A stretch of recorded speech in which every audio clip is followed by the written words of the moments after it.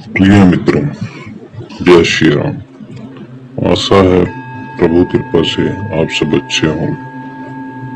पौराणिक काल से कहा जाता है कि यह पृथ्वी सृष्टि, ब्रह्मांड, धर्म और सतियों के सतीत्व के कारण ही अपनी धुरी पर टिका हुआ है। सतियों के अस्तित्व के आगे तो विधाता भी शीश नवाते हैं। तो मित्रों, आज का हमारा वीडियो एक सती कथा पर आधारित है। पौराणिक कथा के अनुसार ब्रह्मा जी के मानस पुत्र और सप्तऋषियों में से एक ऋषि अत्रि जी की पत्नी का नाम अनुसुईया था। अनुसुईया धर्म कर्म में रुचि लेने वाली एक तपस्वी सती थी। वे पतिव्रता और तपस्वियों की सेवा करने वाली थी। उनके सतीत्व की चर्चा हर तरफ फैली हुई थी। पुराणों के अनुसार उन्हें 5 पतिव्रता सतियों में स्थान प्राप्त है। तो मित्रों, पुराणों के अनुसार एक समय की बात है, महर्षि नारद भ्रमण करते हुए वैकुंठ लोक जा पहुंचे। वहां त्रिदेवियां यानी माता पार्वती, माता लक्ष्मी, माता सरस्वती नारी के अस्तित्व धर्म पर चर्चा कर रही थी। तो नारद जी भी इस वार्ता में शामिल हो गए। तो बातों बातों में तीनों माताओं ने नारद जी से पूछा कि नारद जी, आप तो तीनों लोकों में भ्रमण करते रहते हैं, तो आपके अनुसार तीनों लोकों में सबसे श्रेष्ठ अस्तित्व किस नारी का है? तो नारद जी समझ गए कि तीनों माताओं को अपने पर अभिमान हो गया। तो नारद जी ने प्रभु इच्छा को समझते हुए कहा कि माता, मैं सर्वश्रेष्ठ अस्तित्व किसका है ये तो नहीं जानता, परंतु ये जानता हूँ कि देवी अनुसुईया के अस्तित्व की चर्चा हर तरफ फैली हुई है। चर्चा है कि उनके अस्तित्व को समक्ष तो देवता भी शीश नवाते हैं। नारद जी के इतना कहते ही त्रिदेवियों में नारी सुलभ स्वभाव के कारण ईर्ष्या जाग गई। उन्होंने नारद से कहा कि अब तो अनुसुईया के अस्तित्व की परीक्षा करानी ही पड़ेगी, और नारद, तुम देखना अनुसुईया का अस्तित्व भंग हो जाएगा और तुम्हें मानना पड़ेगा कि हमारा अस्तित्व ही सर्वश्रेष्ठ है। अब नारद जी वहां से चले जाते हैं। उधर तीनों त्रिदेवियां अपने अपने पतिदेवों से अनुसुईया का अस्तित्व भंग करने के लिए हट करती हैं। त्रिदेव अपने पत्नियों को वो समझाते हैं कि पतिव्रता स्त्री से, नारी से किसी प्रकार का छल नहीं किया जा सकता। तो त्रिदेवियों अपने पति से कहती हैं, आप तीनों जाकर अनुसुईया की परीक्षा लीजिए, परंतु इस प्रकार कि न चाहते हुए भी उसका अस्तित्व भंग हो जाए। अब त्रिदेवियों को बहुत समझाया, परंतु त्रिदेवियों की हट के आगे उनकी एक न चली और त्रिदेवों को अनुसुईया की परीक्षा और अस्तित्व भंग करने के लिए मानना ही पड़ा। अब त्रिदेव एक दूसरे का स्मरण करते हैं तथा एक स्थान पर एकत्रित हो जाते हैं।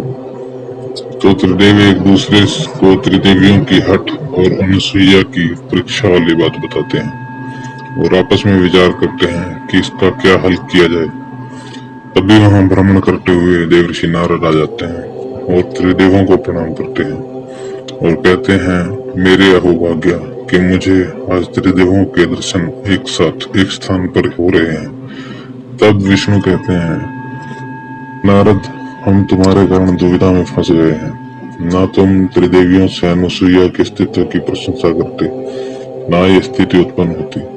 परंतु नारद कहते हैं, प्रभु, इसमें मेरी कोई गलती नहीं। आप त्रिदेवों की इच्छा के बिना भला मैं क्या कर सकता हूँ। अब त्रिदेव ही इस समस्या का समाधान करेंगे। और ये कहकर नारद जी वहां से चले जाते हैं। तब त्रिदेव आपस में विचार विमर्श करके अपने अपने वाहन पर सवार होकर ऋषि अत्रि के आश्रम के निकट आ जाते हैं और ऋषि वेश धारण कर आश्रम के सामने जाकर भिक्षा के लिए अलग पुकारते हैं। उस समय ऋषि अत्रि तपस्या करने गए हुए थे। तो ऋषि पत्नी अनुसुईया बाहर आकर त्रिदेवों जो कि ऋषि वेश में थे उनका अभिवादन और प्रणाम करती है और उन्हें आदर से भोजन ग्रहण करने के लिए आश्रम के भीतर आमंत्रण देती है। तब त्रिदेव उनका आमंत्रण स्वीकार करने से पहले कहते हैं कि देवी, हम भोजन ग्रहण अवश्य करेंगे, परंतु हमारा एक कड़ा नियम है, हम उसे तोड़ नहीं सकते। यदि आप हमारे नियम से हमें भोजन कराने का वचन दें तो हम भीतर आएंगे, नहीं तो इस द्वार से भूखे ही चले जाएंगे। तो अनुसुईया ने कहा, आपको भूखा जाने की आवश्यकता नहीं पड़ेगी, आप अपना नियम बताइए। तब त्रिदेवों ने कहा कि आपको पूर्णतः निर्वस्त्र होकर हमें भोजन कराना पड़ेगा, ये हमारा नियम है। इस पर अनुसुईया थोड़ी शंका और सोच में पड़ गई। यह देख त्रिदेवों ने कहा, यदि आप ये नियम नहीं अपना सकती तो हम इस द्वार से भूखे ही चले जाते हैं। इतना सुनते ही अनुसुईया ने कहा, आप क्रोध ना करें और एक क्षण प्रतीक्षा करें। इतना कहकर अनुसुईया आश्रम के भीतर गई और हाथ में जल लेकर बोली, यदि मैं एक पतिव्रता हूँ तो मुझे ये क्या और कौन है सब ज्ञात हो जाए। मित्रों, पतिव्रता के सामने ईश्वर भी शीश नवाते हैं। अनुसुईया को सब ज्ञात हो जाता है तो वह बाहर आकर त्रिदेवों को भीतर आमंत्रण देते हुए कहती है, प्रभु ऋषिवर, मुझे आपका नियम मान्य है, कृपया आप भीतर पधारें। तब त्रिदेव आश्रम के भीतर आ जाते हैं। अनुसुईया उन्हें आसन देकर बैठने को कहती है और एक तरफ जाकर अपने हाथ में जल लेकर कहती है, यदि मैं सत्य में एक पतिव्रता नारी हूँ और मेरे पतिव्रत धर्म सत्य है तो ये तीनों देव 6 माह के नवजात शिशु बन जाएं। और अनुसुईया के त्रिदेवों पर जल के छींटे मारते ही त्रिदेव नवजात शिशु बन जाते हैं। तब क्या था, अनुसुईया अपने पूर्ण वस्त्र उतार लेती है और जन्मजात अवस्था में उन्हें दूध पान कराती है। ऐसा करते हुए अनुसुईया के अंदर मातृत्व भाव उमड़ आता है। अब कई दिनों के बीत जाने पर उधर त्रिदेव का लेकर परेशान हो जाती हैं कि अभी तक वे लौटे क्यों नहीं। तभी त्रिदेवों के पास नारद आ जाते हैं और उनकी परेशानी का कारण पूछते हैं।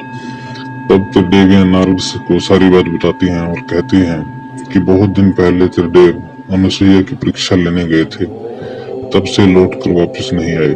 तब नारद उन्हें समझाते हैं और त्रिदेवियों को साथ लेकर अत्रि आश्रम में आ जाते हैं।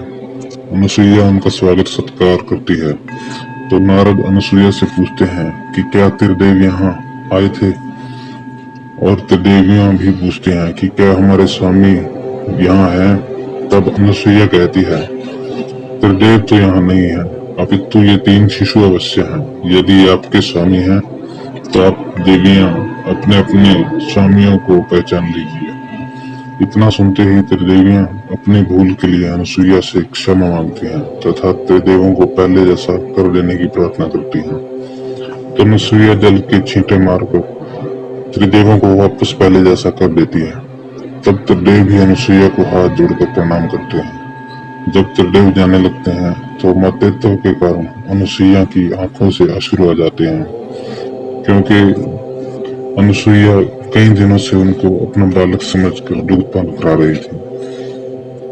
तब त्रिदेव उन्हें माता कहकर संबोधित करते हैं और उनका एक रूप जिसके 3 मुख ब्रह्मा विष्णु महेश वहीं अनुसुईया के पास छोड़ देते हैं उनके पुत्र के रूप में। यही पुत्र आगे जाकर अनुसुईया के दत्तात्रेय के नाम से मशहूर हुए। तब त्रिदेवियां भी अनुसुईया के आगे प्रणाम करके उन्हें वरदान देती हैं कि सारा संसार आपको सती अनुसुईया के नाम से जानेगा। तब से अनुसुईया का नाम सती अनुसुईया के रूप में विख्यात हो गया। आगे चलकर उनको शिव कृपा से एक और पुत्र प्राप्त हुआ जिसका नाम दुर्वासा हुआ। ऋषि दुर्वासा भी इतिहास में बहुत मशहूर हैं। तो मित्रों, आशा है आपको ये वृत्तांत कथा अच्छी और ज्ञान देने वाली लगी होगी।